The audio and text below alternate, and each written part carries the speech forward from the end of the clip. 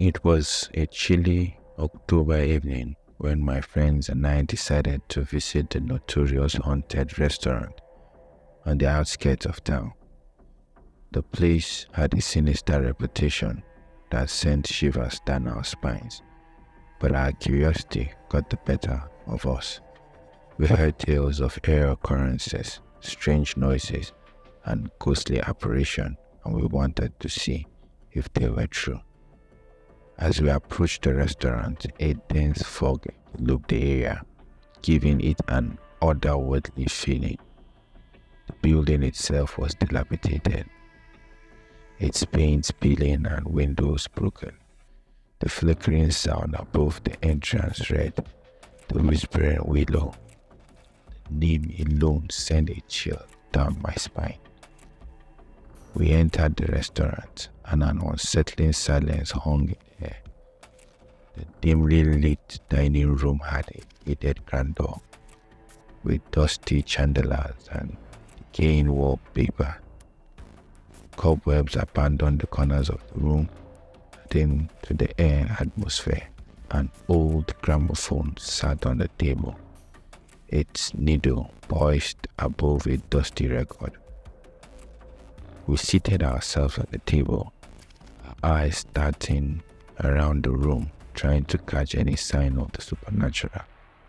The waiter, a gaunt man with hollow eyes, approached us with a menu that looked as old as the place itself. We ordered our meals, and he shuffled away, his footsteps echoing eerily. As we waited, a low, haunting whisper filled the air, like distant voices that beckoned us. I exchanged nervous glances with my friends, but we pressed on, determined to uncover the mystery of this place. Our food arrived, and we dug into our meals, trying to distract ourselves from the growing unease. The dishes were surprisingly delicious, a stark contrast of the restaurant's unsettling appearance. Despite the good food, the feeling of being watched persisted. Suddenly, a chill ran down my spine as I heard the faintest sound of a child's laughter. I turned to my friends, who had also heard it, and our faces paled. There was no child in sight. Laughter continued, growing louder and more settling. We decided to explore the restaurant, hoping to find the source of the mysterious laughter. The old building seemed to have endless corridors and hidden rooms, each one darker and more foreboding than the last. The whisper grew louder as we ventured deeper into the heart of the restaurant. In one room, we stumbled upon a dusty, long, forgotten ballroom. As we entered, the ghostly apparition of a woman in a tattered white dress materialized before our eyes. All hung in disarray, and her eyes were full of darkness.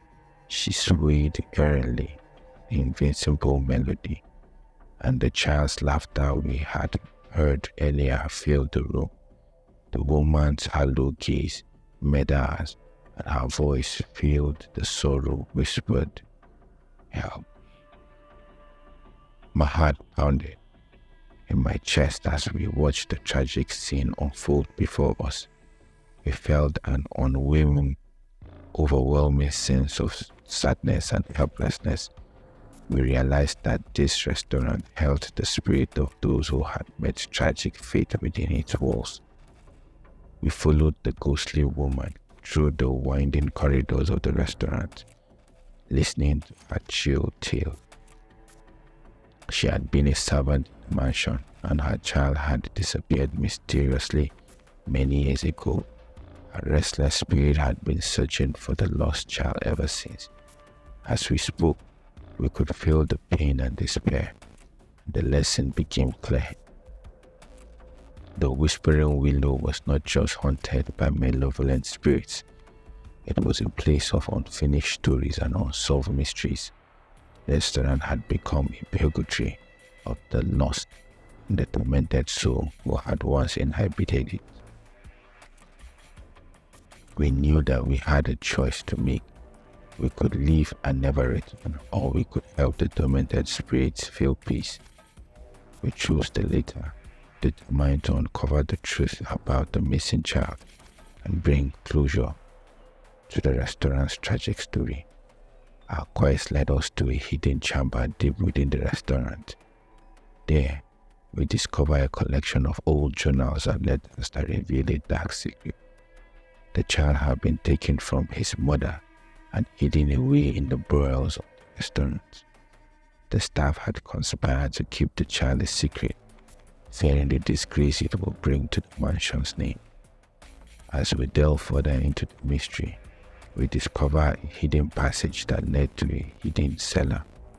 There, we found the skeletal remains of the child, still clutching a tattered teddy bear.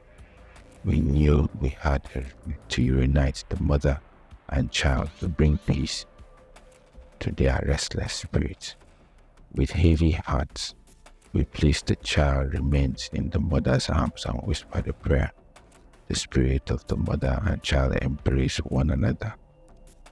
Their forms dissipated into the air. The air whispers and child laughter ceased, replaced by profound silence. The restaurant no longer felt haunted, and the oppressive atmosphere lifted. It was as if the place had been cleansed of its dark history.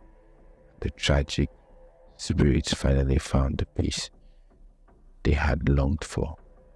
We left the Whispering Wallow with a sense of accomplishment, knowing that we had helped the tormented souls find this closure.